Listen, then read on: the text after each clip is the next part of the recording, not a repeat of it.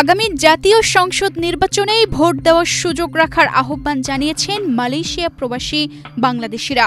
বিশেষত Malaysia, Saudi আরব, Dubai, কাতার এইসব দেশের প্রবাসীরা প্রচুর থাকে। তাদের অবশ্যই ভোটাধিকার দিতে হবে, এটা প্রবাসীদের প্রথম অধিকার। তার জন্য আমি বর্তমান যে সার্চ কমিটি আছে তাদের উদার আহ্বান জানাবো। 1,30,00,000 প্রবাসী বর্তমানে বিদেশে পড়ে আছে।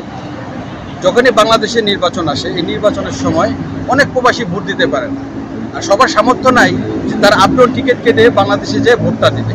নির্বাচন কমিশন সহ বাংলাদেশে যারা আছে বর্তমানে নির্বাচন নিয়ে কথা বলতেছে, তাদেরকে এই জিনিসটা চিন্তা করা উচিত যে প্রবাসীরা যাতে অনলাইনের মাধ্যমে হোক, যে কোনো মাধ্যমে হোক, যাতে প্রবাসীদের ন্যায্য যে ভোটটা দিতে পারে। একমাত্র স্মার্ট সিটি বসুন্ধরা, আধুনিকতায় এক ধাপ এগিয়ে। বিশ্বের বিভিন্ন প্রান্তে ছড়িয়ে ছিটিয়ে আছেন 1.5 কোটিরও বেশি প্রবাসী বাংলাদেশি। বিপুল পরিমাণ রেমিটেন্স পাঠিয়ে তারা দেশের অর্থনীতিতে অনন্য ভূমিকা রাখছেন। তাদের অনেকেই সামাজিক যোগাযোগ মাধ্যমে রাজনীতি সহ দেশের বিভিন্ন বিষয়ে মূল্যবান মতামত দিচ্ছেন, কিন্তু দেশে জনপ্রতিনিধি নির্বাচনে তারা কোনো ভূমিকা রাখতে পারছেন না।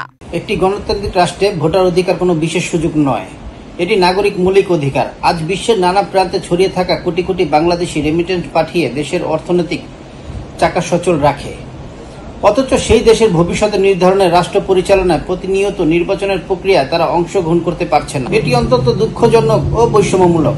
আমাদের রেমিটেন্স যোদ্ধাদের একটাই দাবি অন্তর্বর্তী সরকারের কাছে, আমরা প্রবাসী থেকে আমাদের পছন্দের প্রার্থীকে আমরা প্রবাসী মাটিতে ভোট দিতে পারি, সেই ব্যবস্থা যেন আমাদের সরকার ব্যবস্থা করে। আমরা যারা রেমিটেন্স যোদ্ধা আছি, আমাদের দাবি আমরা প্রবাসী মাটিতে থেকে আমাদের ভোট আমরা পছন্দের প্রার্থীকে দিব। মালয়েশিয়ায় বিভিন্ন শ্রেণী পেশার প্রায় 18 লাখ বাংলাদেশি বসবাস করছেন। এই প্রবাসীদের ভোট অধিকার নিশ্চিত না করে জাতীয় নির্বাচন কখনোই পূর্ণাঙ্গ হতে পারে না বলে মনে করেন তারা। তানজিদা রহমান, ইনায়া, বাংলাদেশ প্রতিদিন।